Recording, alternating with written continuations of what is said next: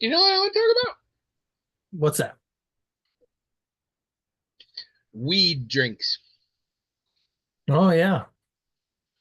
Specifically, or to be more accurate, legal cannabis products in a state where weed is not legal Yeah, because so they exist. THC infused beverages is what you're Yeah. talking So, about okay. specifically? Yeah. I'm going to break this down a little bit for people who might not be as into to recreational drugs as I am. Okay. So THC is strictly speaking the thing that gets you high. It is the chemical that gets you high within weed. People talk about CBD like it's like a weaker. No, CBD doesn't get you high. None of those other ones are psychoactive at all. They don't do it. THC is the thing that does it. That being said, there are theories that my own personal anecdotal experience seem to back up of what is referred to as the entourage effect, which is to say that THC, when taken with CBD, CBNG, other cannabinoids, produces a greater than the sum of its parts response. Sure. Um, marijuana plants are illegal in a lot of states and federally illegal. However, there is something called Delta 9 that is legal federally, is like actually literally legal federally. Like I believe it is part of the Farm Bill of 2018. And what it has to do is hemp is legal Yeah, because hemp has all sorts of industrial uses and it's great stuff. correct. And it has negligible amounts of THC in it. Right. Marijuana is a specific version of cannabis that has all the fun stuff. Hemp is boring shit. You can't get high from it, except, and if in fact legally it has to have less than 0.3% THC in it, 0.3% THC.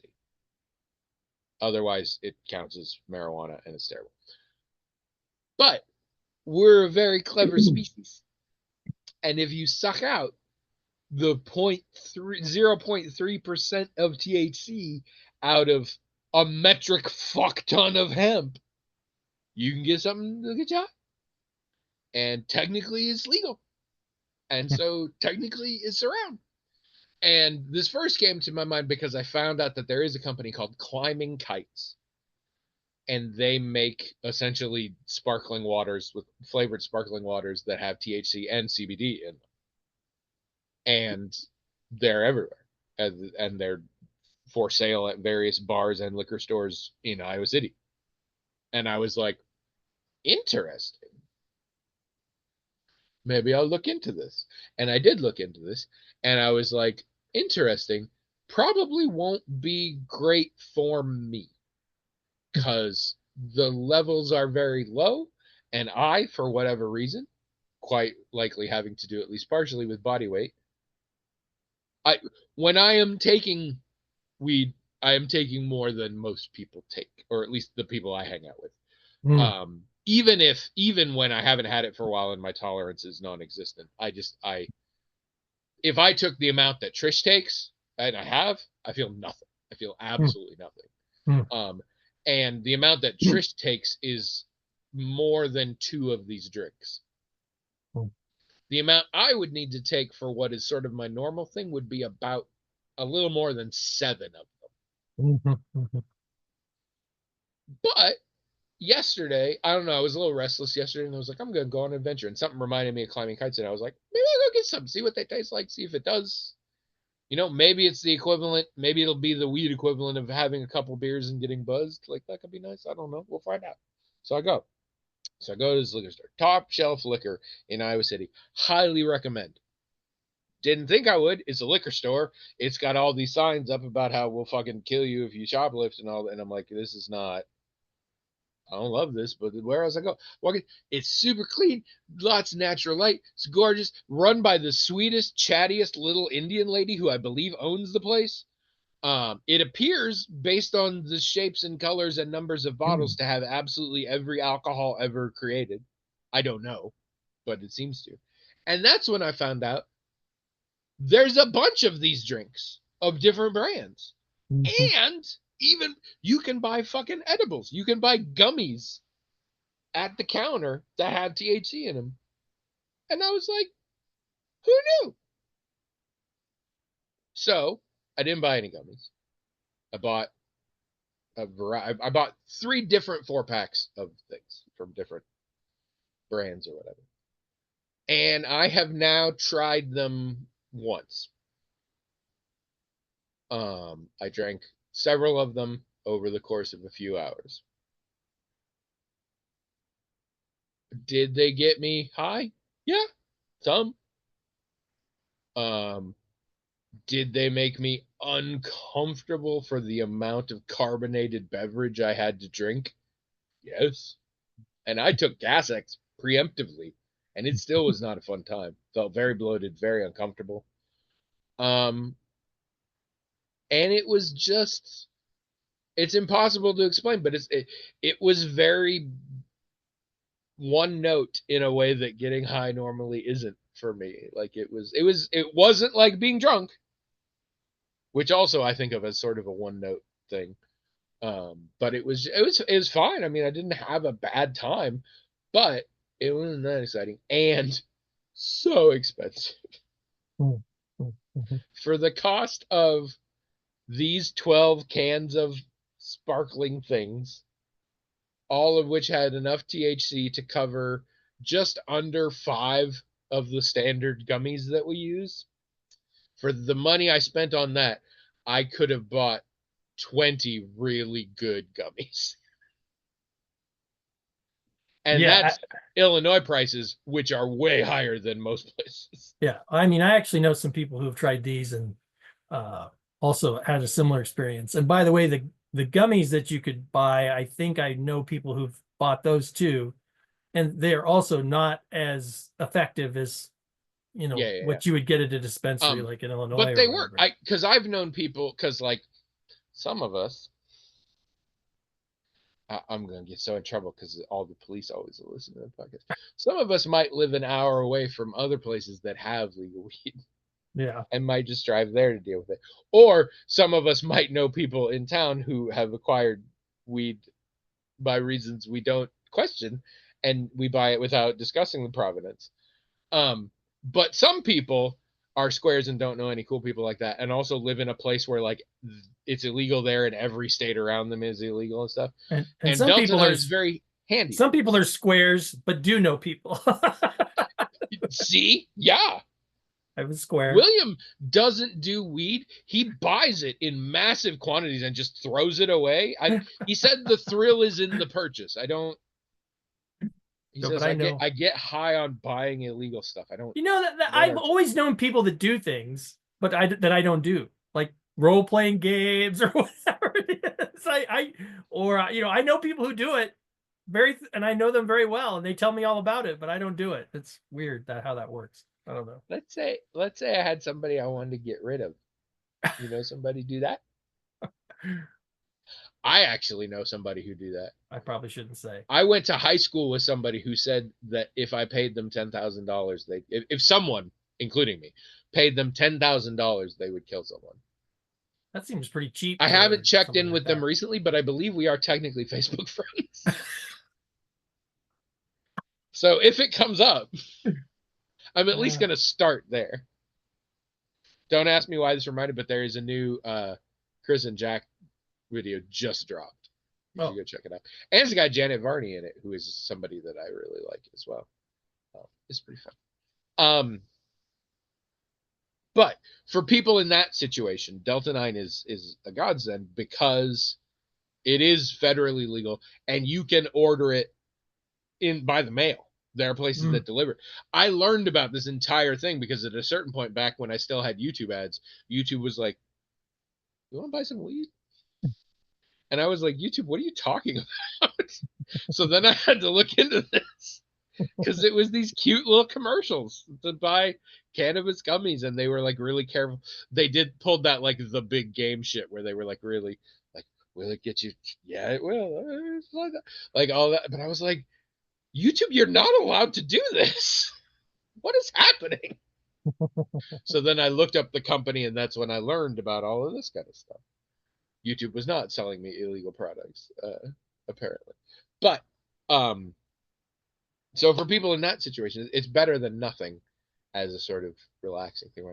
Now, when you look at how this kind of stuff is used for medical purposes, even self-medicating purposes like me, THC by itself isn't gonna do a lot, I don't think. Like I said, it really just felt like I messed up a little because I had a few drinks, and it was a different feel than alcohol, but it was I can't say I'm never gonna do it, but I feel like it wasn't that fun, and it costs so much more than stuff that's way more fun that I don't think it's likely. But it was interesting, and some of them are kind of tasty. I still have a few left. We'll see what happens. But yeah, I don't think I felt anything till it had about 3 of them. It's a little crazy for me. Anyway, hello everyone. Welcome. Magical Talking Hat Podcast. The only podcast in the world that didn't survive Order 66. It looked like every podcast got killed, but as time goes on, more and more show. Oh, this podcast also survived Order 66. Oh, this podcast secretly survived Order 66. Oh, how? But there are no more podcasts because of Order 66. No, here's another one over here. We're dead. Yeah. Canonically, we were wiped out. Completely caught off guard. We trusted those clone troopers to keep our podcast alive, and when they turned on us, it was the shock on our faces. Well, you'll see it in the thumbnail. But being Force Ghosts has worked out. It's awesome. Right. Yeah. And it's great because I lie constantly, and when people call me on it, I say, "So what I told you was true from a certain point of view." That's right. It's great. I wouldn't trade being a Force Ghost for anything in the world. Oh, Star Wars. I'm Tony. And I'm William. And this is episode 733. I hope I got it right last time. Oh, crap. Did we even say it last time? I don't know. I think I did, but I don't It was 732 and 733. Yeah. Yes. I mean, that's definitely correct. So today is the 21st. When this comes out, it's going to be like 2 weeks from now or something. Mm-hmm. But as of is this spring? Are we spring now? Well, the equinox for us right now, the equinox was yesterday. Okay, so okay. If you consider the equinox to be the beginning, between 20 and 22, so I never. It was yesterday. I was raised that it's 21, but then when I got into pagan shit, they were like, actually. Yeah, it was yesterday. All right, so it was yesterday. All right, so this is spring. It's weird because we had a week of frankly uncomfortably warm temperatures. Uh-huh. And now we are solidly 40s, 50s in the day. It sucks. The plants were starting to bud and shit, and now we're getting freezing again. It's not fun. No, it's not good when that happens. I mean, sometimes I like it because it seems like it kills off certain insects that I don't like. But in general, it's not a good thing for spring weather to start. And you look outside and it looks like nature's responding to that. And then a hard frost or a really cold snow comes, and you're pretty sure that a lot of things that were waking up are dead now. That's not good. Trish sort of introduced me to this, and I don't remember this from my younger days, so I wonder if it's a thing that happens in Midwest climate more or whatever. But there's a certain point where, and it happens when you're driving on a highway or something, and there will be plants along the edge, and winter is just finishing, so they are bare branches, but they are starting to get tiny buds that are a color, red, green, whatever. The branch is still boring, whatever, and they're little thin ones, just like in the ditch or whatever. But the result is it just looks like there's a fog of color around bare branches because you're going fast enough and they're so small. Sure. Because when we went up to Minneapolis recently, we were going by, and there were all these just brown branches, but there was this haze of red around them, and it was just Yeah. because they were all the little buds and we were going so fast. But Mm. I love that effect. To me, that's one of my favorite things about spring coming. Is I'm like, ooh, the color clouds are around the berry plants. Yeah. My sister and my mother like to worry a lot about the weather out here, because for some reason they watch the weather about Iowa, and so they will text, "Oh my God, you're snow, are you dead? Oh my God!" And I have, as with most things in my life, I have been a shithead about it until my family has backed off. And so mostly they don't now unless it's like something that's really worrisome. But they are still curious, and I talk to my sister once a week, and so she will ask. And recently, we talked this week, and she was like, "How are things out there?" Because on the weather map, Iowa City was all the colors. There's the thing where you're like green is. She was like, every color passed over you at some point when we were watching the Doppler, and I was like, "Yeah, we've had all the weather recently, but we're fine."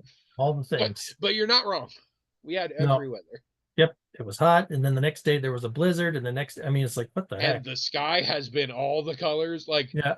the ones maybe you don't have this if you're a bicoastal elite or a Scot, but in the Midwest, especially during the transitional periods of seasons, the sky frequently turns a color that you're like, huh, I didn't ever have an image in my head of what the sky was going to look like when the apocalypse happened, but it's that. Yeah. Yep. That happens. It happened like twice last week, I Yeah. think in Yeah. the same day. Uh-huh. And other times where you're just like, it's 11. Why is it night out? That's the other one. You get Yeah. weird shit like this. When you live in the Midwest, you can go outside in January and be like, I think it's going to snow. It smells like it's going to snow. Like, that's the kind of shit you learn when you live in this part of Yeah. the country. Yeah. Yeah. Or my favorite with that one is like, oh, I wonder if it's going to, when I was still kind of a baby Midwesterner. And I was like, I wonder if it's going to snow. And Trisha's like, nah, too cold to snow. And I was like, what? What? And I had never experienced it because it don't get that cold where I come from. Mhm. But that is the thing. It Mhm. could get so cold that even snow is like, I mean, we like to be a little toasty. Like, we're not crazy. Whatever, 0 degrees Kelvin. Come on, we're snow. We're not the heat death of the universe. We're just snow. Come on, Yeah.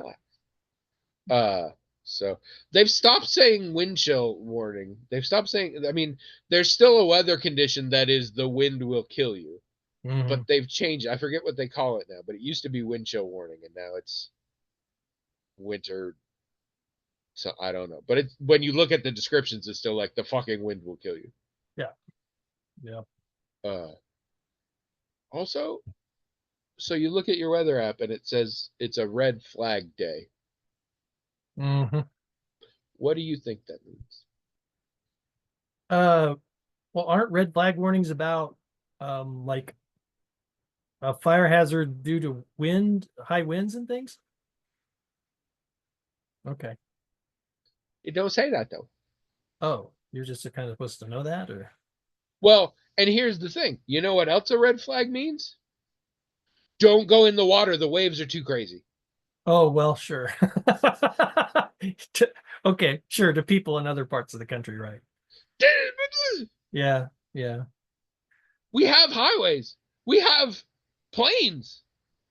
I could live in a part of the country where it means one thing and go to another, and my phone tell me that, and I'm like, what? Where am I gonna surf in Iowa City? Like, and I assumed that wasn't what it was, but I come from somewhere that didn't happen. The only places I ever have hung out that is a thing about the ocean. Yeah, well, And so I was said red flag day, and I was like, the fuck are you on, Iowa? And I looked it up then, but I had to look it up. And I'm weird like that. How many people don't literally red flag? Whatever. Let's go camping. I'm really excited about this giant bonfire. But we have to promise not to surf while we make it. Like, I don't even know why I know what it is. get your shit together, weather service. All right, I'm gonna talk about my movies again. Yes, you've got a good one and a bad one, you said. Sort of. sort of. Really delving deep into some old ones. I believe by the time I talk to you next, we will have watched the 1960s film Salt and Pepper, in which Peter Lawford and Sammy Davis Jr. play nightclub owners in London who get embroiled in espionage, and it looks ridiculous, and I'm very excited for it. Salt and Pepper. Yes, and the joke is the black guy's named Salt and the white guy's named Pepper. Oh, okay. I don't think I've even never heard of it. Why would you? It's old from the 1960s, but yeah, I think we're gonna Yeah, check but out I'm old. that. That looks fun. Yeah, are you from the 1960s? 1969 is when I was born. So Oh, technically, yes. Jesus. Fucking hippies. Technically, yes. All right, all right, all right, all right. My wife also made me watch The Commitments. Hmm. You know The Commitments? I mean, that title sounds familiar, but I don't think I've seen it. The Commitments is a early 90s movie. It's a 90s movie, I think. Hmm. About some working class Dublin young people who start a soul band. Yeah, that sounds familiar. Yeah, and I And don't I think I've remember seen when it came out, it. and I remember having zero interest in it. Not because it looked bad, but because it was a movie about some northern Dublin young people who start a soul band. And why the fuck would I care? It's not based on a true story, which at the time might have swayed me. Nowadays, if it was based on a true story, I probably wouldn't watch it at all. But I just didn't give a shit. Yeah. However, it seems over the 20, 30 years since then, every single person I know has seen this movie at some point and they really liked it. I've since learned there's lots of people who don't know what it, because it didn't make a big splash or anything. So maybe a lot of listeners have never heard of it, but I had known it for ages, and I was just like, why would I care? But I was also like, everybody seems to like it, so I watched it. It's good. Oh.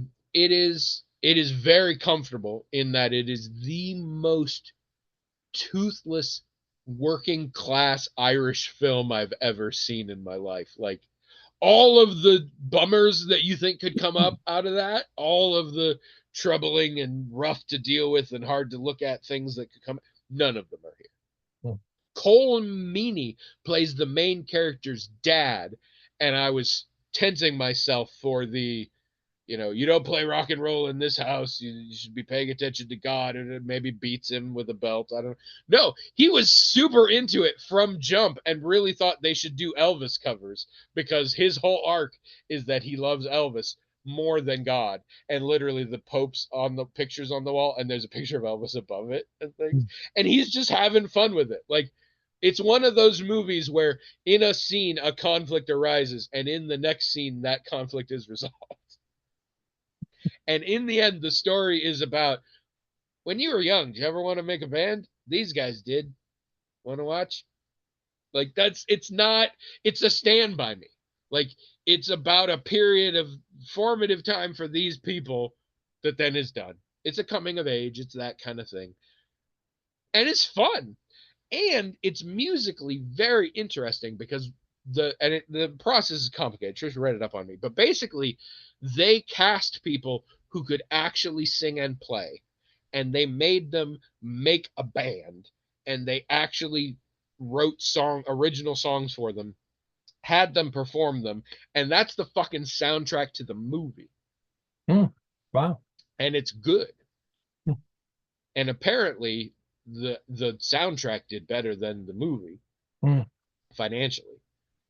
So that's kind of neat. But yeah, it's fun. It's a good time. It's a real safe time. It's comfortable, but it is good, and it's good music, and just sort of nothing awful, nothing problematic, nothing weirdly uncomfortably dated. It's just, yeah.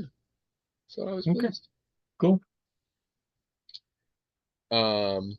We also watched Will versus Chocolate. No, that wasn't it. Oh, by the way, I'm so pissed off at you. Episode 731. You stole the thumbnail, and I don't know how. I might learn how to put thumbnails on our videos just to stop you doing that. I haven't decided. And I don't know what I'll replace it. Probably copyrighted material. Um, we watched the original Italian Job, Oh, 1969, the movie that came out to celebrate your birth, apparently. don't know The about that. 1969 Michael Caine led heist film, The Italian Job. Mhm. I don't think I've ever seen it. We had seen the remake Yeah, I think I've seen that. in the theater because we were late for the other. I've talked about this little tiny theater in Wisconsin somewhere. Big rainstorm. We tried to go to see the second Matrix, and it had already started. And the Italian Job was already supposed to have started, but no one had bought a ticket, so they were like, "You can just go in, and we'll start it now." Mm. And so we did, and we watched it in the theater. And it's a fun movie. I think we're gonna rewatch that one, but maybe it'd be high because it's not great. It's whatever. But I was like, this one's a class. This is a famous movie. Um, there's a line about you are only supposed to blow the bloody doors off that I think is arguably the most quoted Michael Caine line ever, at least amongst Brits. I'm constantly hearing Brits like when somebody wants to do a Michael Caine impression, they usually steal that line. Mm. Um, the why do we fall shit from Dark Knight Rises kind of sneaks in there too now, but it's a way sillier movie than I realized. Really? It's a very, very silly movie. Hmm. I wouldn't have It's guessed that. me neither. Hmm. I would say, and I mean, action movies often have like a comedy sort of sub. Oh I yeah, would yeah, say yeah, this yeah. is more a comedy than a heist movie. And I'll tell you how much. I'm gonna spoil the ending. Okay. They're stealing gold. They get the gold. They've gotten it. They're away on a bus with the gold, and then something happens on mountain roads, and they get stuck teetering on the edge of a cliff. And on one end is all of them holding the bus from falling, and on the other is the gold, which is quite heavy. And so we have a little scene of Michael Caine trying to get it, and every time it tips a little or whatever, and he's lying on the floor. And then he turns back, still there, and he says to the guys, "All right, don't worry, I've got a plan. No problem." Pull back, end credits. Really? Yes, this is a movie where the computer expert, admittedly the 1969 computer expert, is played by Benny Hill. What?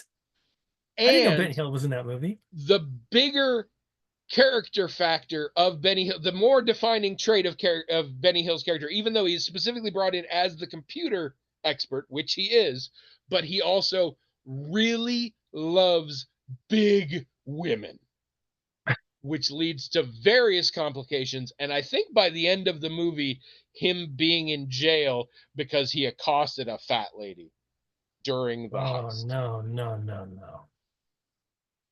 It's a very like not his accosted is like she needed help on the bus and so he pushed on her bum. Like it's all very British body humor. Like Yeah.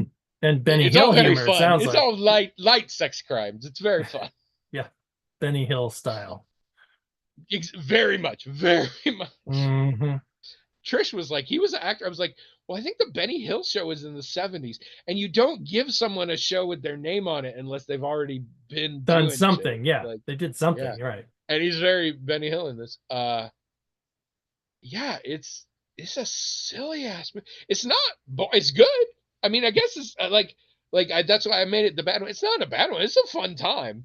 It's just goofy as shit. Why don't so the new film wasn't it's pretty standard heist movie, the new No. one. So that's what I And thought. other than we're stealing gold from Italy using Mini Coopers and some of the character names, like nothing about, from what I can remember of the remake, nothing about it is the same. The same, yeah. And some of the character names are definitely not the same. Yeah, and it's super groovy and it's super groovy. it's a weird film, but it's fun. And I like Michael Caine, and I like Michael Caine back when he still had hope in his eyes. You know, there with certain exceptions, most truly iconic great actors hit a point. I'm not saying they do a bad job, but you can just see like they're like, this is the part after my career. Like from here forward, I'm not gonna do anything that's gonna be the thing I remember on my deathbed. You know, like Yeah. they get the peak of my career happened. And you get Mm-hmm. Harrison Ford. Don't get me wrong, still an incredible actor, but there was a time when you're like, that man is lean and hungry and excited for his future. And now he's like, they paid me, I should do it. Yeah. And he does great. But like this is young and eager and much more like flippant, dry wit Michael Caine than the hard grieved mentors he plays nowadays. And it's just fun. It's goofy. He Austin Powers is not a James Bond parody. Austin Powers is a Michael Caine parody.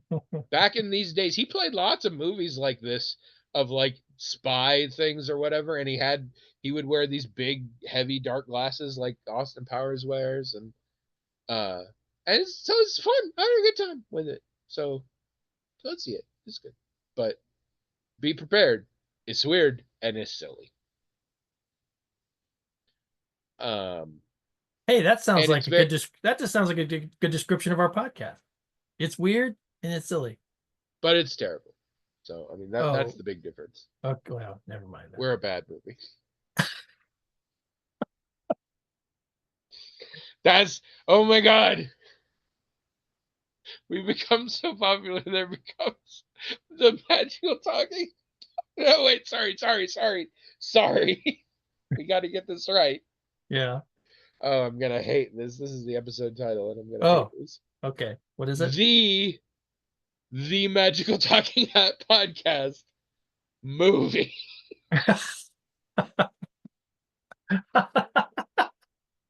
Oh man. Eventually, we become big enough that there is a film about it, and it's the Magical Talking Hat podcast movie. Movie. Not a comedy. Not I don't know what it is, but it's definitely it's not a comedy. it's 2 hours of this shot, and we're not smiling and we're not talking. But we angle it so you can see my fan, so you know it's Nope. still going. Still going. Yeah. Occasionally we're like, Yeah. when we submitted it to the studio, it was 178 minutes. They forced us to cut it down, honestly, to an uncomfortable. It now is a lean 123, but we will be releasing the Magical Talking Hat podcast movie, the director's cut, Director's cut. Yeah. as soon as we figure out who directed it. William and I are the only stars, and we both have talked and agreed that at no point did anyone tell us to do anything. Yeah. We don't know So who it we is. don't know who directed it, but once we do, we're gonna make him restore some of the really crucial establishing stuff. Oh yeah. I do cough several times in it, and if you are watching the theatrical cut, you don't know why. Yeah. But it's a plot point, and also, it also explains why I'm not in the last half hour. I feel like audiences are gonna get confused. Yeah. Well, studios don't care. Yeah, it's all about money. Just cut it out. They don't care if the audience is confused, and if the critic reviews are bad, they don't care. I'm just happy we're getting a theatrical release. Yeah. I thought this was going straight to, if I'm honest, Tubi. That's what I really thought was happening. Tubi. Premiere at Englert will be fun. It'll just be us, but that's okay.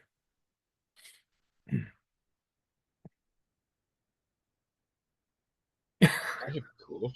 No, so now I'm like, we could do that.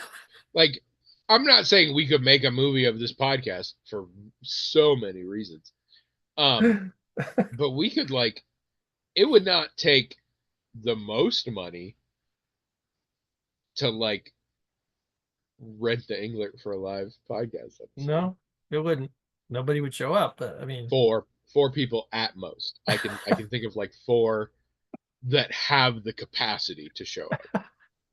I don't know if they would, but no.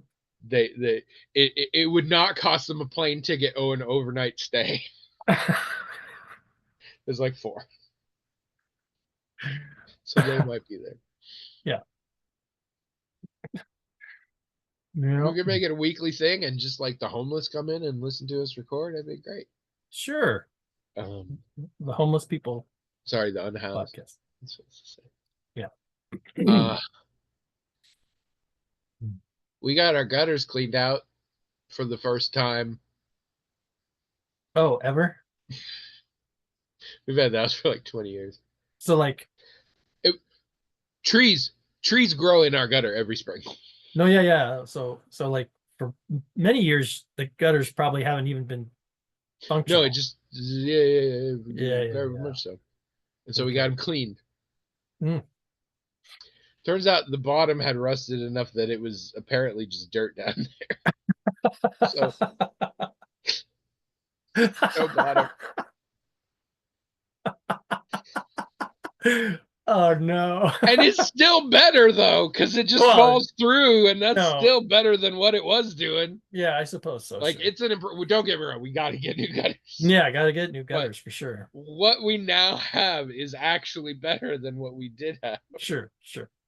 We're the worst homeowners. There's a I think I talked about before, there's a Progressive insurance commercial going around right now that the premise is brand new homeowners, and so here's the fun app, and it's real easy.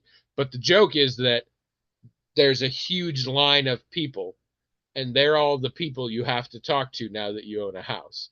So there's the water heater guy and the cable guy, and it's just a huge. And I think the Progressive person is like, I don't even know what half of these people do. And I'm like, this is real. This is extremely real. It sucks to never be able to own a house. It also sucks to own a house. Like the buck stops with you on everything. Yeah. And there's so much stuff. And my wife and I do none of it for 20 years. Yeah. If we had anybody to inherit this house, they would be pissed. That being said, I think we're going laundry pair shopping this weekend. Because after having a washer and a dryer that were old when we bought the house 20 years ago, and having them break down even more since then, but still technically be barely functional, the washing machine now leaks out soapy water every time we do a load of laundry. Oh, wow. You're lucky to get this much time out of them. Apparently, this is my limit. We put a towel in front of it, the towel gets wet, it doesn't ever dry out, it gets gross. So like every 2 loads, I have to put a towel in with the laundry and get a new towel. So yeah, we're gonna go buy new ones. And I'm super excited because we can buy the cheapest, most bare bones one ever, and it's still gonna have a billion new features for us. Yeah, right. Because we are comfortably working with washers and dryers that I'm gonna guess are about 30 years old. See, so I'm excited for that. Nothing in our house. We've replaced every single thing. We've replaced the stove. We've replaced the dishwasher 3 times, I think. We've replaced the refrigerator at least twice. We've replaced the washer and dryer. We've replaced the water heater. Yeah, except for the furnace. I think we still have the same air conditioner too. But other than that, we've had to replace let's see, we replaced the microwave. We've had to replace everything. We have replaced the furnace. We have replaced the air conditioning unit that came with the place. And I think we're on our I think we bought a bedroom air conditioning unit and then have replaced it. And that is all. And every other thing in our house needs to be replaced and has needed to be for quite a long time. And we have enough money. I don't know that it would be financially wise, but we could, without having to finance it, probably replace them all. But see, we Right. replaced these things because they stopped. Like we didn't Yeah, have no, a no. choice. If it happens, then we have to. None of them have done that. Ah, They have just been, they're bad. Technically, we replaced the fridge in that we inherited my in-laws' fridge when they got a new one. Um, very early after we got the house. And it pees and always has, and we have kept it this whole time. My in-laws have had, I believe, 3 fridges since then. well, again, we never have a problem like where something just leaks a little or whatever. I Yeah, mean, yeah, it yeah. stops. We The have to washing replace machine it. stopped, and we thought maybe, but then my fucking wife went on YouTube and figured out what it might be, and we bought a small part, and she fixed it. Um, the dryer works as we've established. It has one setting, and it never stops. Oh, You so can you have turn it to. on, and it will do its thing, of which there's only one thing, until you open the door to it. It will do it forever if you let it. Oh. So you can't leave the house with the dryer on. You can't go to bed with the dryer on. But it does dry clothes Hmm. more effectively than the all-in-one machine we had in Wisconsin, which was new. But those all-in-one machines, I love them. I want them to work. They don't dry clothes. Your clothes don't get dry. It does that. I'm sorry. Now, Abby has fixed some things. Like the Yeah, dryer we have now Trish has been does that. fixed. Trish is handy. Yeah, she's replaced the heating element in that dryer, and the previous dishwasher she fixed once before it wouldn't work anymore at all. So she fixes things. But yeah, usually we buy a new thing when it's just dead, clearly dead, and that has happened to like we used to have a big tank water heater, and it blew out. Like we were lucky it didn't like Oh yeah. explode the whole side of the house, and we replaced it with a tankless. Oh, ours is gonna do that any second.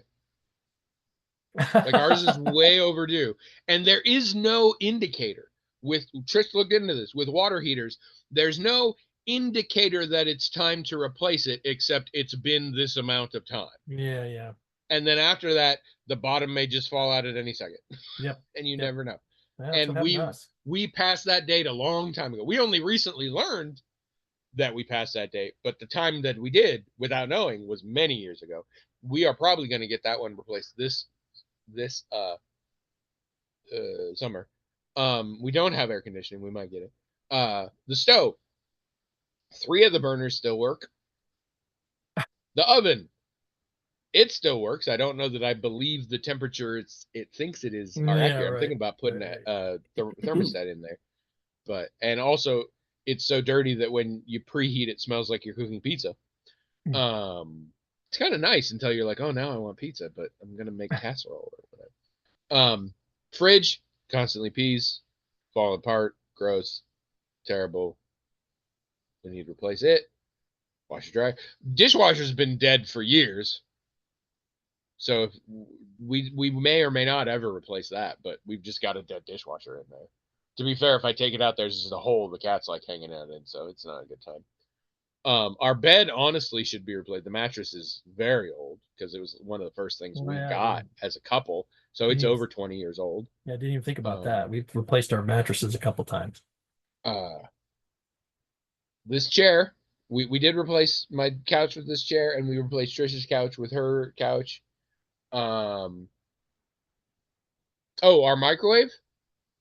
Sometimes, it won't go when you tell it go, or like, sorry, you hit start and it goes, and then it just stops Hmm. after a few seconds. Every once in a while, it starts and the door's not closed. Like just Oh, little, huh. like it's fucked up. Our microwave is really Now, fucked up. And back in the day, this wasn't a thing because you go to Walmart and spend $20, you get a microwave. Microwaves are more expensive these days, even yeah. like dumb shitty ones. And we have a pretty dumb shitty one. Now, how many televisions have you had? Oh, well, we came into this relationship with some televisions. Okay. Because we've Uh, also replaced televisions, but not like more than the other appliances. well, okay, if we're going for in this house, Yeah, that's what I mean. not in our relationship, but Yeah, in this just in house, the house. That's, we came into this house with a TV. mhm. My mother-in-law bought us our first giant and our first flat screen. And so it replaced the one we had, which was an Mhm. old 32-inch big old boxy thing, Mhm. whatever. It died and we bought a new one. Mhm. And it just died. We still don't know what happened, and we bought a new one. When I got my first cell phone, it was a deal that it also came with a 32-inch Samsung flat screen. And that sat in a box for a few years, and then eventually we set it up in the bedroom. And it almost never gets used, but that's it for TVs. So I guess technically we have bought one TV. We have had 3 TVs, but one of them is in a different room, so it didn't replace it. Yes. I just wanted to see if you replace televisions more often than you replace everything else, which I guess technically you do, but not by very much. This is like my 5th laptop. Okay, well, yeah, priorities. Well, but again, it's also if it works. Most of the laptop replacements aren't, oh, this is old, I should get a new one. It's, oh shit, it's broken. Well, but there is no way if our dishwasher died that would be it. We would get a new dishwasher. There's just no way. Yeah. We would keep going with a dead dishwasher. No, I don't know why. At the time it happened, I don't think anybody was really doing the dishes, and then Trish was, and then she bought this elaborate dish rack that hangs over our sink. And then when I took over, I just did that too. And now I'm like, I do dishes. I basically do dishes every day, and it's not that hard. And it is extremely rare that I have more dishes than would fit in that drying rack. And so, and I've always been uncomfortable with exactly how much you do or do not need to do before you put them in the dishwasher. So I think it would save us water. I think it would definitely save us water. Um, but I don't know who. But also, it's us, so they make smaller ones. They make little drawer-sized ones, and Trish has thought about getting that instead because, again, for us, we don't need as much space for it. But we'll see. I washer dryer is a necessity. I think the water heater will probably be this winter. The pool is going to happen, and I have no idea how much that's going to cost. I'm kind of scared about how much that's going to cost and how much that's going to be in general. Um, and then after that, the fridge probably comes next because I'm really tired of our fridge and having to. There's a lot of maintenance to it because it's broken that wouldn't have to happen with a new one. And then I think the stove is the stove and oven probably come later. I don't know. But yeah, we should get out. Hopefully this sort of it kicks us off. Like it hopefully this experience is good and relatively painless. And then we're like, well, this is easy. We can do this next weekend. If it really sucks, Yeah. another decade before we replace anything. We are lazy, procrastinating people with no children. We just have to know how much spaghetti noodles cost and how long we could live off of a pound of it. And that's sort of the only requirement. Otherwise, we get to do whatever the fuck we want. I mean, kids are a thing, right? I mean, now we have grandkids coming over, staying over. Kids are a thing in terms of baby proofing and just Well, but being a also, functional space, but also financially. well, You spend yes, a lot of money. but also you've got the dishwasher is an example. When the kids are here or running around, I don't have time to do the dishes the long way. Yeah, I've got to yeah, put them in there, or or we've got to have a lot of food in our refrigerator that isn't just for us, it's for other people. So the refrigerator has to work and it's got to be a certain size. So yeah, kids are a consideration that really We matter. also don't let anyone in our house. That Oh. helps. We're not big on company either, but with grandkids, we have people over all the time now. Didn't used to. But that's because we had kids and that was enough. Like that was enough of a chore to have to keep things clean, keep things nice, replace appliances because you had to. Yeah.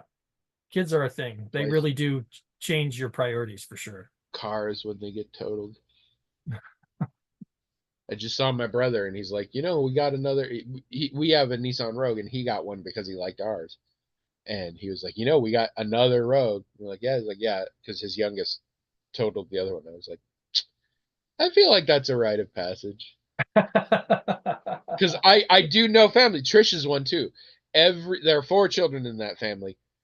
Every one of them wrecked a car in their youth.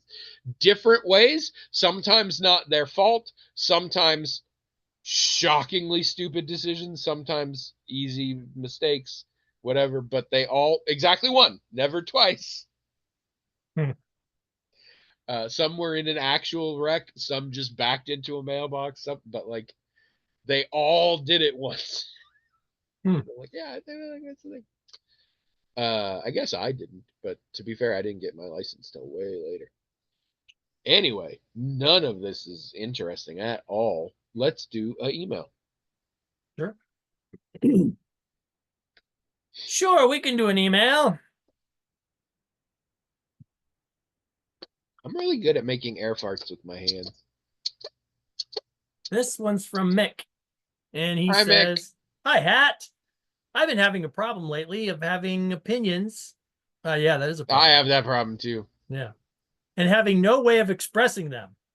That compounds the problem, sure. So I have turned once again to using my former favored way of getting thoughts out of my head, Facebook posting. Oh my God, you're just making it worse. It started bad, got worse, now it's getting even worse. I am now once again getting the dopamine hits when someone likes me on the internet. Oh, okay. And I also am relieved I can release my opinions to others, even if it is screaming into the void. But I've also experienced the flip side of this in the past by angering people who disagree with me. As a card carrying introvert, I am not very good with confrontation. It's why I moved away from social media. So my question is, how should I express my opinions and not let the responses drive me crazy?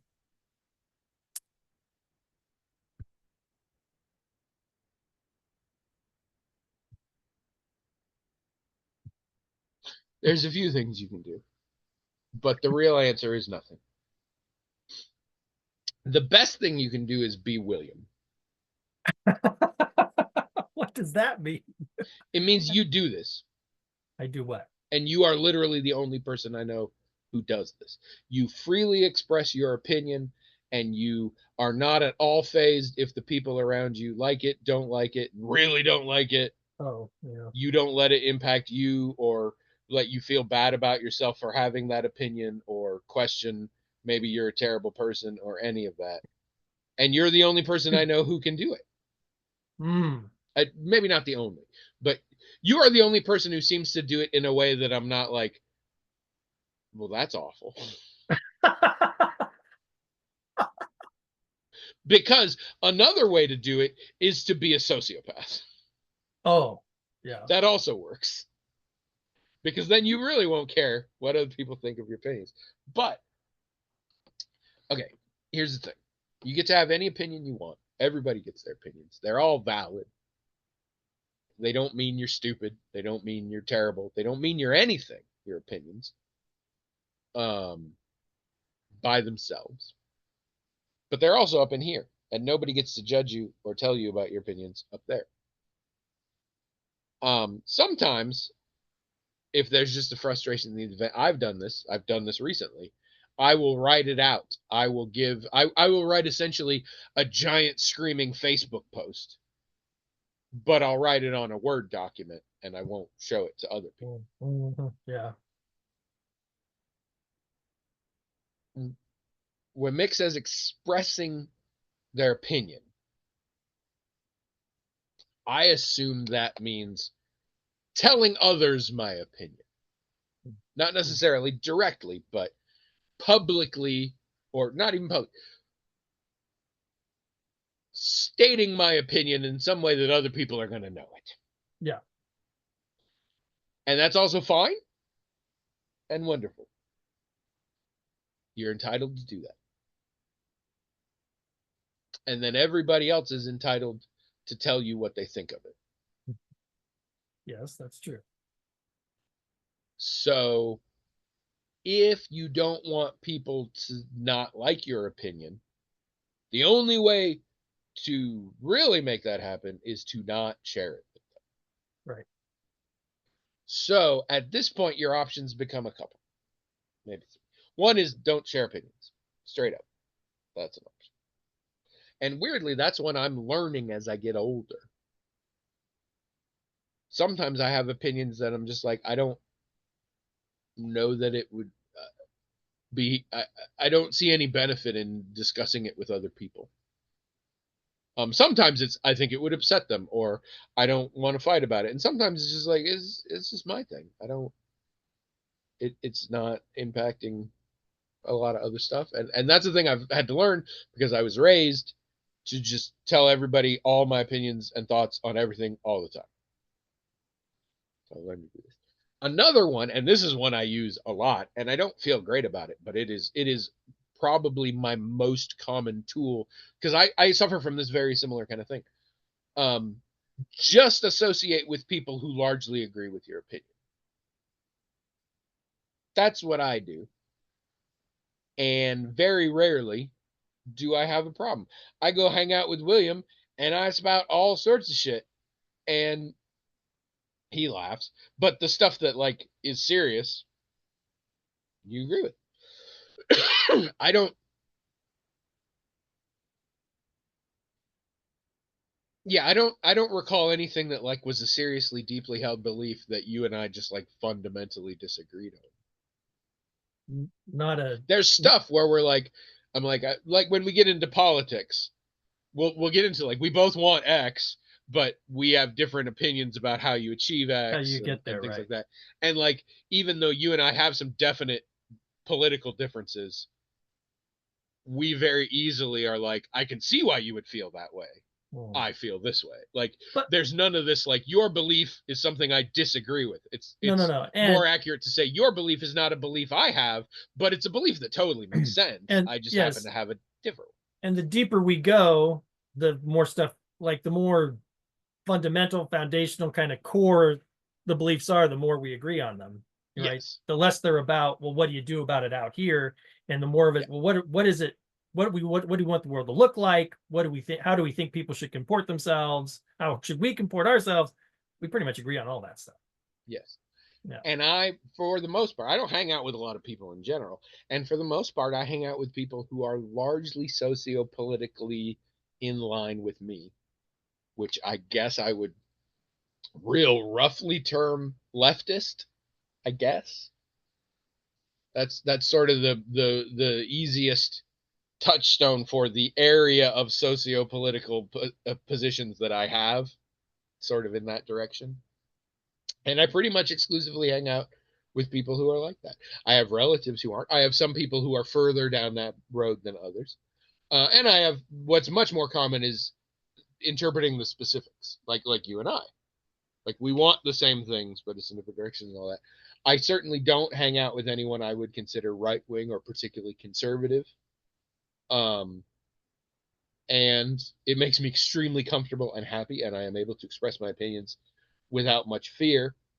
That being said, if I drive down a highway and see that a farmer has put a Trump 2024 sign in his yard, I can't stop crying and my day is ruined.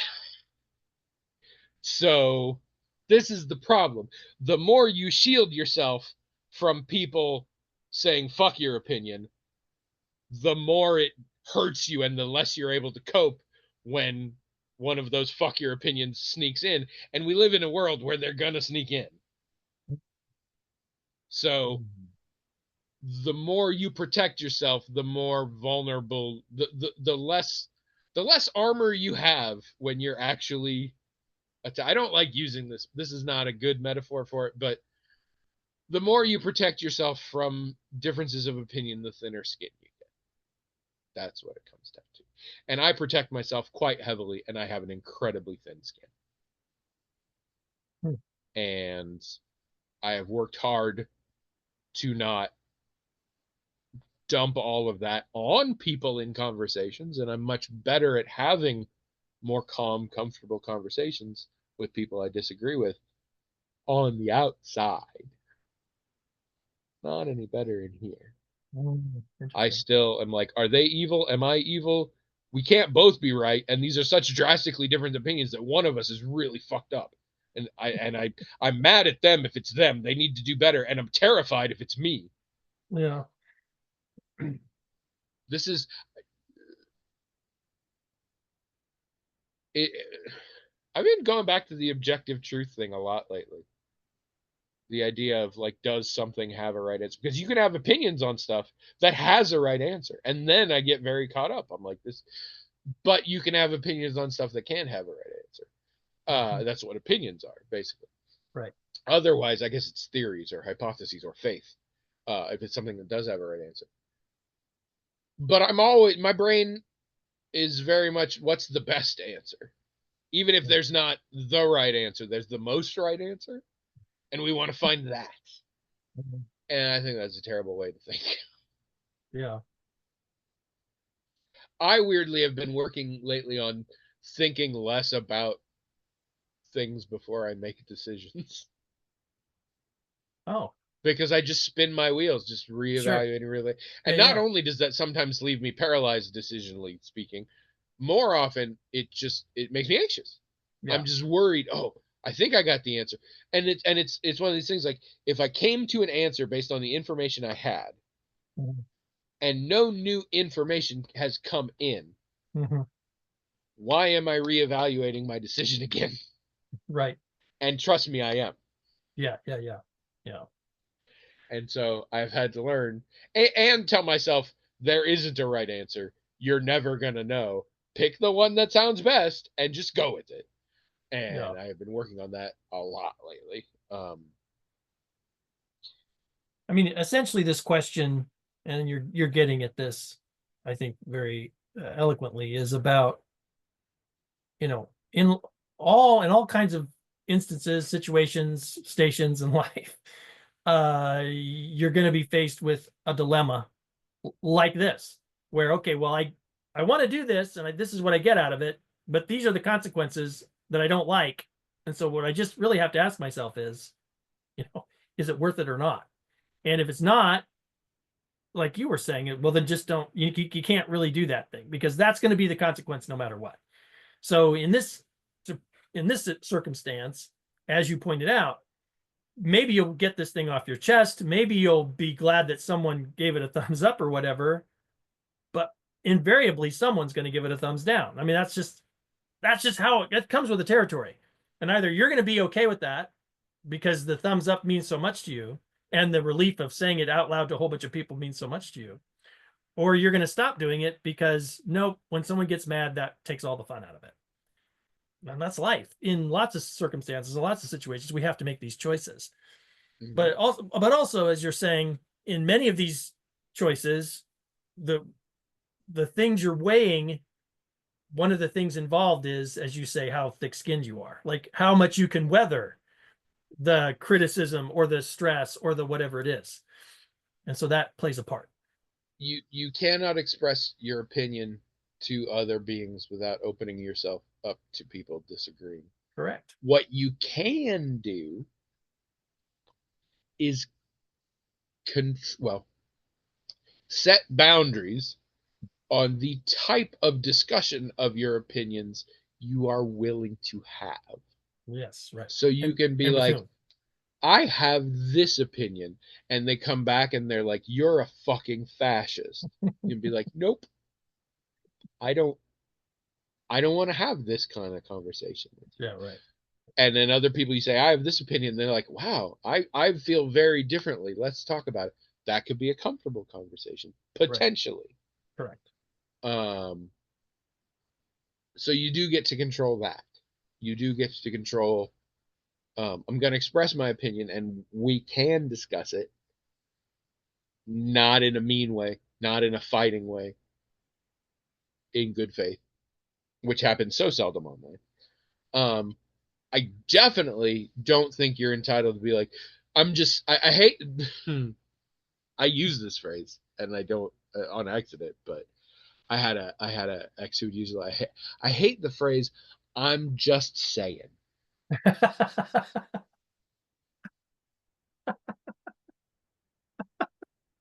Yeah. Because here's what that phrase means for those of you who English isn't your first language. I'm just saying means usually you put it at the end. So Yeah. it means I just expressed, or if you put it at the beginning, it's I'm expressing my opinion on something, and the rest of you can just shut the fuck up. I'm just saying means I'm going to tell you my opinion. I am not soliciting any feedback. Yes, that is kind of what it means. And that person, fuck you. No. That's, although I mean, that's just inherently selfish, among other things. Like, no, you're telling me I can't express my opinion, essentially.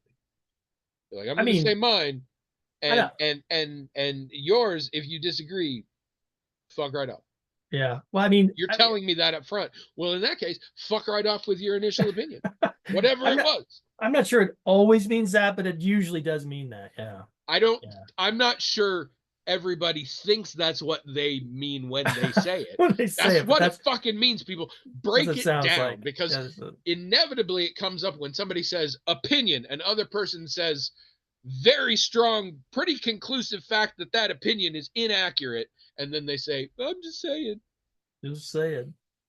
I'm just saying is frequently a response when you have just been successfully argued against. And it gets back to people who say I'm just saying don't want to know if they're wrong. Remember, I've talked about this before when people are like fighting over stuff and you want to ask them if it turned out you were. I know you absolutely 100% believe you're not wrong and you can't be wrong. But if in a hypothetical world you were wrong, would you want to know about it? Yeah, and I think everybody likes to think they would say yes, but most people the answer is no. And if you say I'm just saying, that's essentially saying if I'm wrong, I don't want to know about it. Because I wasn't doing anything. I was just saying. So it's just words. The words have come out and they're just floating. You can't do anything with them anymore. You can't argue or discuss them because I didn't say I was discussing. I said I was just saying. I didn't say I was listening. I didn't say I was paying attention to you. I didn't say I was analyzing. I am just saying. I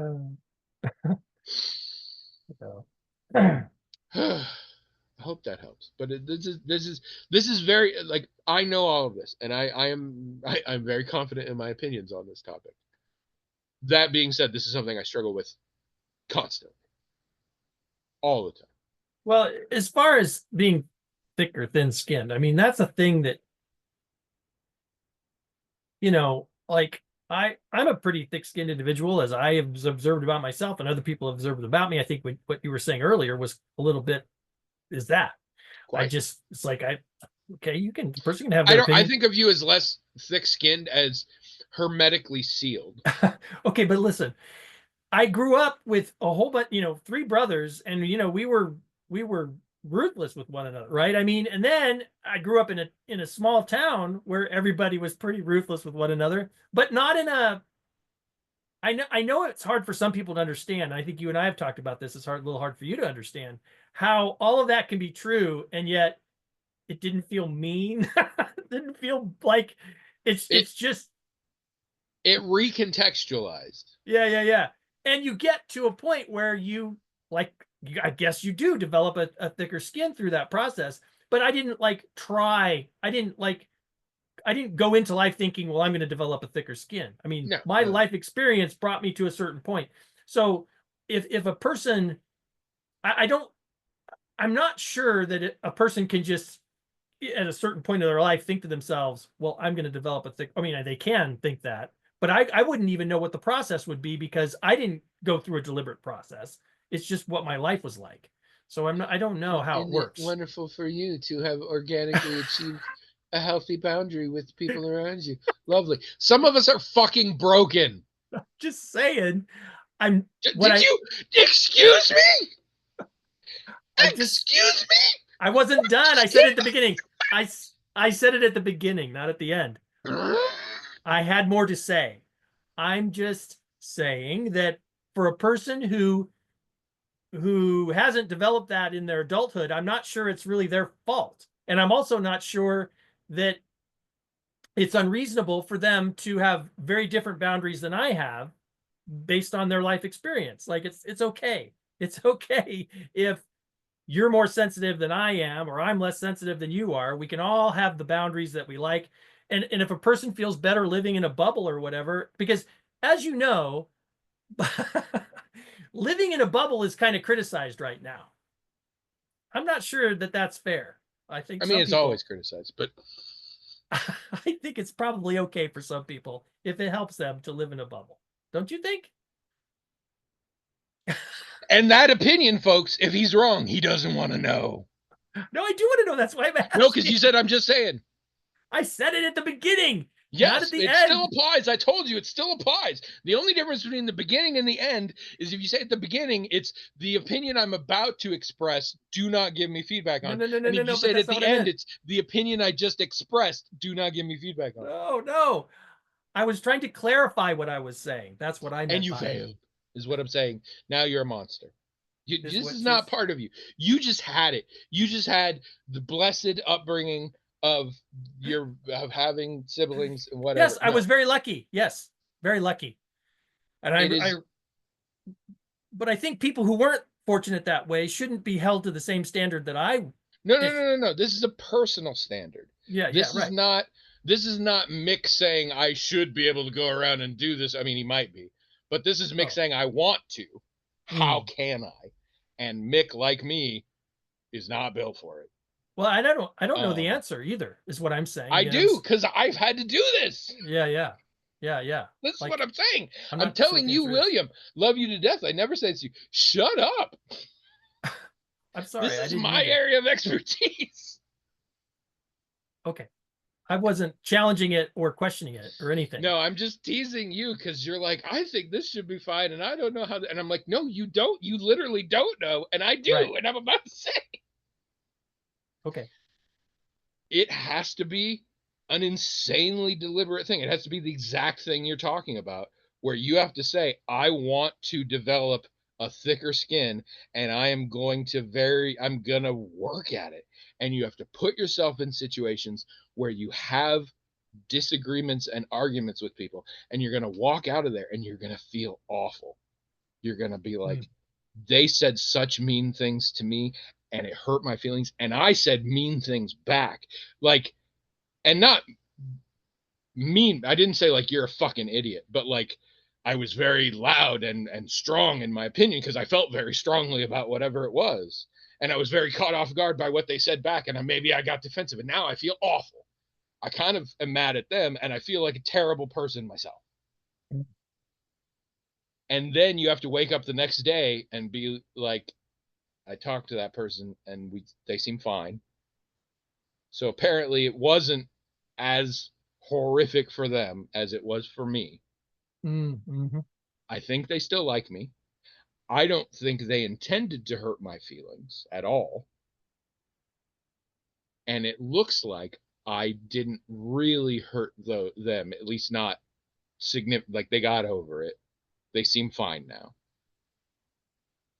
I'm going to remember that. Mm. And then you have to do it again and again and again and again, and eventually figure out what hurts me isn't necessarily what hurts you. And I'm different. and I can survive it. And I do this now. I do this with, there are people in my life now who, again, I'm pretty safe. They're still mostly in my bubble, but they're a little different. We have different backgrounds, which has led us to different opinions on certain things and just sort of ways about how their personalities and stuff. And so sometimes I think some of these people, I don't understand how they do anything and how they decide things, and I'm just crazy. And we will get in conversations, and I leave them feeling bad. Leave them either not liking them for their opinions, or not being hurt, or feeling like I overstepped and hurt people's feelings. And this is something you're familiar with, but it's opinion. It's frequently a sort of opinion based, and it's just it's a one day at a time thing. And I have to see a therapist regularly and tell her I got together with friends and this is how it went and it felt awful and this is what happened. And she's like, so how do you feel now? And I'll just be like, well, I think this is what, like, I've had a chance to think about it and this is how, so I don't think it was as bad as I thought. And I'm taking some comfort in that. And then it happens more and more and more. And the people don't stop being your friends. And you can even say to them, this is a thing I have trouble with. I think I've had this with you. Definitely had this with people. I'm like, I just want to upfront say, I have a very thin skin, and I can both get my feelings hurt very easily and worry that I've hurt your feelings. So I'm letting you know up front so you can sort of keep that in mind while we're talking, because that may be what's going on. And usually it doesn't matter because, again, they're just like, we had a talk. It was fine. And I'll be like, oh my God, they were so mean and I said such cruel stuff. And they have nothing. And I suspect I've had conversations like that with Mick, where Mick was on the other side. Because I've definitely had conversations with Mick that I was like, we just had a talk and it was fine. And later found out that it fucked with his head pretty bad. So I get the perspective, but it is not necessary. William is 100% right. It is not necessary. You should not be forced to do this. And if you're happy in a bubble, be in a bubble. I am heading that way more. I have a very small group of friends, and I cherish those friends, and that's enough. And it's a handful of people, and that's kind of all I need in my life. And I spend a lot more time alone, and I'm much more comfortable with it. So William is absolutely right in that none of that is required. But going from the perspective of, if this is something you want to be better at, then it one foot in front of the other. It is, unlike William's charmed upbringing, it has to be incredibly deliberate, and it kind of sucks to start with. But I will say, I'm way better than I used to be, and I really love it. And I feel I'm at the point now where the amount of pushback I get on my opinions is sort of just right. There are certain people I hang out with who just occasionally we will get into a little debate, and afterwards it still doesn't feel great, but it was exercise. It felt like an emotional workout, and I feel stronger for it. And I've learned, having done it many times, they're fine. Like, it's not phased. They've already forgotten the conversation. Like, whatever. It's not a big deal for them. And so it feels better doing it, and I like that. But it's not easy, and it's a decision you have to make, and you have to keep making it every day. Sure. I mean, that sounds like the advice you'd need to give for a person making any kind of change in their life. Yeah, I really, mean, right? it's the advice for anyone in this situation. It's just hard. The muscles are atrophied on somebody like Mick and I, and so doing the same thing that everybody else does and should do in the situation is just harder. But it's never as, well, almost never as bad as you think it is. Mm, Where you're like, yeah. oh, they're never gonna forgive me, and I don't, and they'll be like, what? Oh no, we disagreed. It was fine, and I'll be like, really? Yeah. You sure? Right. Mhm. Mhm. This is a recent problem because while I've always had this condition, up until recently, I believed that I was right about everything in the world. And that made certain interactions easier to do. It's easier to have differences of opinion when you know you're right.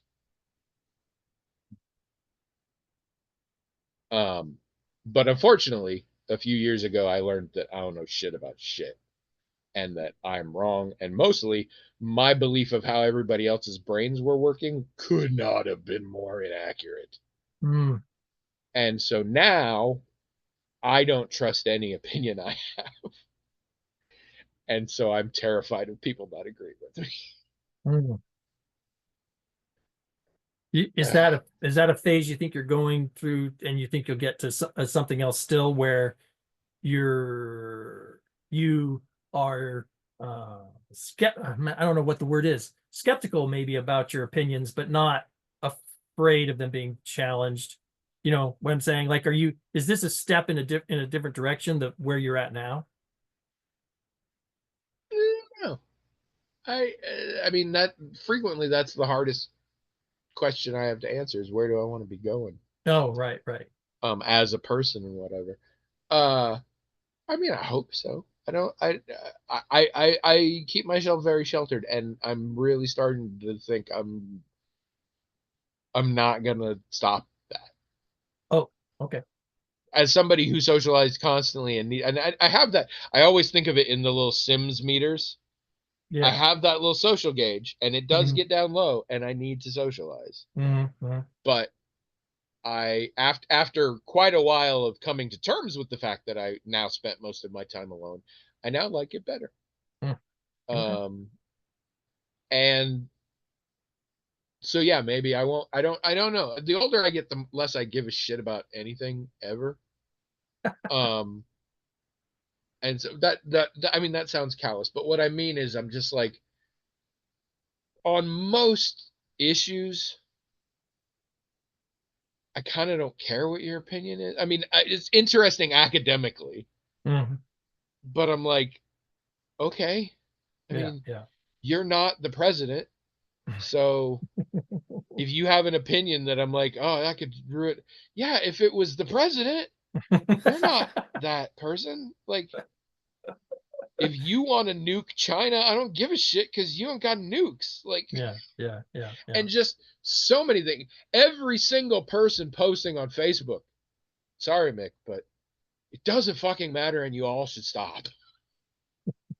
Always. Like, it is not useful to any social interaction to just stand up on your chair and yell your opinion in a crowded room. And that's what we're all doing all day, every day on these social media things. And I mean, everybody's in the same room. We can all stand on our chair and yell back at each other, but that's all we're doing. I mean, I shouldn't say why. I understand why you want to feel important and it makes you feel important. It makes you feel like your opinion matters, but whoever you are, whoever is listening right now, there is a person so ignorant, clueless, straight up stupid, narrow minded, myopic that whoever's listening, you are unto a god in your faculties compared to this person. And they fucking go on Facebook and tell you their feeling on guns and feminism and whatever else. And people get mad about it and people argue with that person about it. It's so pointless. Stop it. Stop it. So pointless. And the older I get, the more pointless all of this shit seems. And I get caught up in it. The dopamine fuck up is a major issue. And I've got a lot of other things like that where I'm like, I think I maybe did. I guess certain YouTube videos I do that. That's why I talk about how I avoid Schadenfreude. It does things to me. It's real fun to watch at the time, but it gets me riled up in some way, and I'm twitchy and I'm looking for a fight, because it's just like, oh yeah, people are terrible. Great, thanks for that reminder. So the older I get, the less I give a shit about this stuff. Um, But yeah, if you want to express your opinion safely, express it by yourself or express it to someone that you know for a fact will agree with you. That's the only way. Or someone who won't judge you and maybe will engage in a conversation with you. I mean, Or William. Sorry. Yes.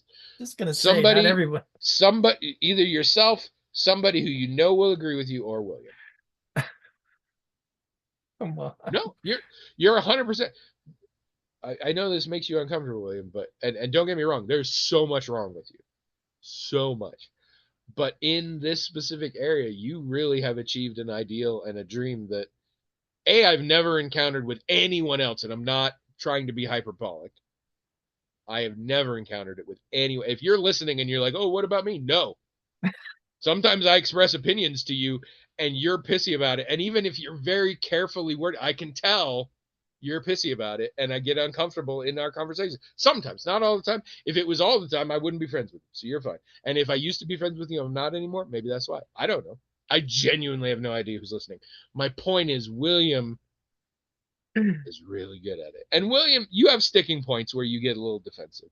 But even then, you tend to close in and think, oh, I must be doing something. Like it doesn't usually hit me too hard. But in general, no, you don't give a shit about other people's opinions. I mean, I don't know if I'd put it that way, but I don't. We can agree to disagree on the phrasing because you're real good at that. Okay. See, and he can't handle. This is one of the things wrong with him. He can't take compliments, but it's true. So yeah, if you really want to be safe, express it to yourself, express it to someone you already know agrees, or express it to you. But otherwise, yeah, if you want to change that about you, it is a slow, deliberate process, and it's fairly worth. It's not necessary. William's very right on that. It's not necessary, but if you want it, it's hard. It's doable. But yeah, Facebook is not the answer, and I say that regardless of question. Facebook is never the answer to anything ever. It's awful. I'm not on it. So Twitter was better than Facebook. X is not better than Facebook, but Twitter was better than Facebook in my opinion. If you disagree, it's going to hurt my feelings. So shut the hell up. But if you do disagree with any of this stuff, go to the blog, themagicaltalkinghat.com, and tell about it. Know that if you disagree, I'm going to be sitting there reading it crying, but you won't have to see it. And it'll help us in the algorithm. Which one? I don't know. But surely an algorithm exists where if you make a comment at themagicaltalkinghat.com, it'll notice and do something. Hopefully. Also, please email us, themagicaltalkinghat@gmail.com. I love your emails, except some of Azure Talents, but otherwise I love your emails. And I like talking about them, and I like talking about them more than I like talking about what William's doing, because it's usually boring except for the parts that he legally must keep confidential, where all the fun stuff is. So here we are, Peter's Donuts. All right, pick a number. 7.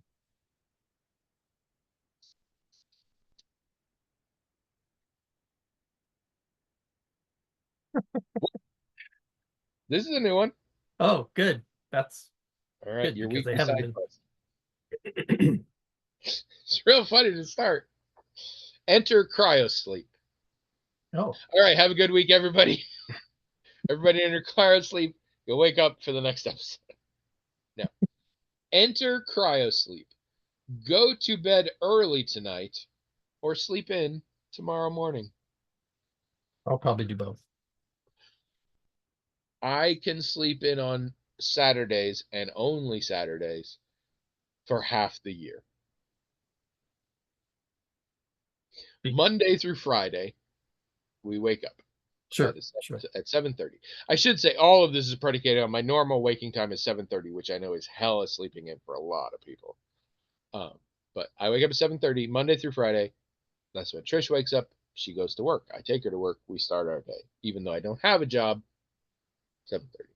Sundays, I wake up at 7:30. because then I go to the grocery store at 8:30. It's a habit I picked up during COVID, and I still like it because nobody's there, and they get crazy crowded on the weekends, and I hate that.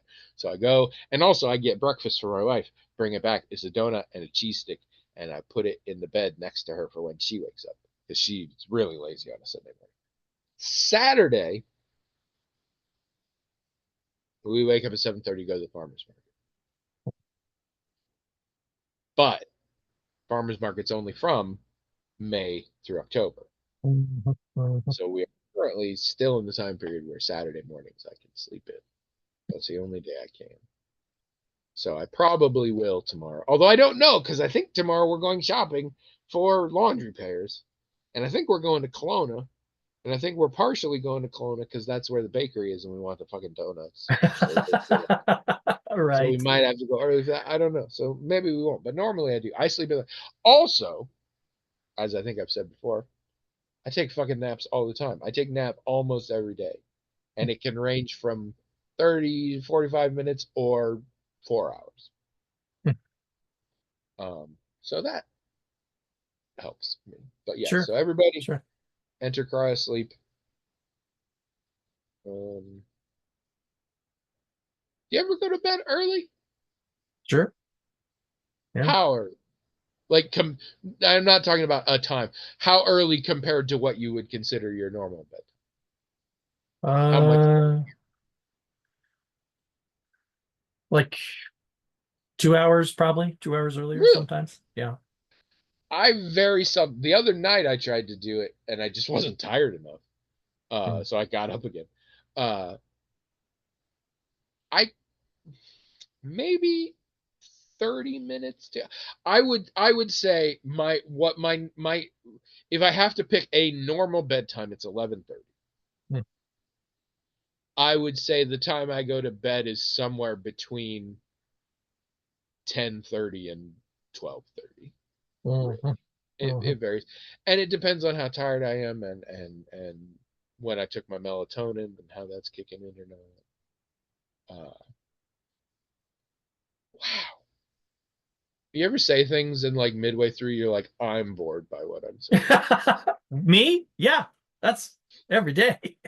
That's every single podcast, many times during the day, pretty much every session that I'm in with a client. Yeah, well, you're talking to me. While Mick and I are figuring out how to have differences of opinions without killing ourselves, you can work on trying not to bore yourself with your own words. Oh my gosh. The kids were over, and like one of the only superpowers I have is helping kids get to sleep because in my presence they get so bored. Oh. And my daughter makes fun of me. So it's like, so one of the kids was like on my lap and I was kind of drumming on his back while music was playing. My music, Abby's put a lot of my music out on YouTube with these little lyric videos. There's like 14 of them now. And we were just listening to that and I was kind of drumming on his back and he went to sleep pretty fast. And I said, see, boredom. I can do it every time. You boring is just, I mean, you're cross to bear. You boring yourself with your own, like, oh sure. I mean, I don't want to trivialize your handicap. But it feels like there's a real straightforward solution to your problem. Well, I don't know. I haven't figured it out in 56 years. So don't say the things. Yeah, of course. If you're bored, close your mouth. No, I know. Yeah, I know that. If other people are bored and you're into it, keep talking. Be proud. But I'm like, if you're bored, if you're boring yourself, you don't have to talk. I know. I get it. Okay, you think in 56 years I haven't tried that one? You're right. You're right. I am solutioning to a situation I have only just encountered, but damn, dude, that sounds rough. If I could just do that, it wouldn't be a problem. I'm just like, if I do that, I just don't talk it. I just stop the words. But oh man. Oh. Well, you know, part of the problem is not realizing until it's too late. That was boring. Yeah. I mean, I have that all the time. But No, I mean literally mid-sentence. I'm like, why am I saying this? Yeah, you just don't know until it's really too late. No, I also am extremely boring. Why do you think I gesticulate and talk so loud? Because if I just was normal, people would be like, "This is boring as shit." Well, you But don't now they're bore me, like, "Oh, so this guy have a seizure." I don't know what he's talking about, but it's funny.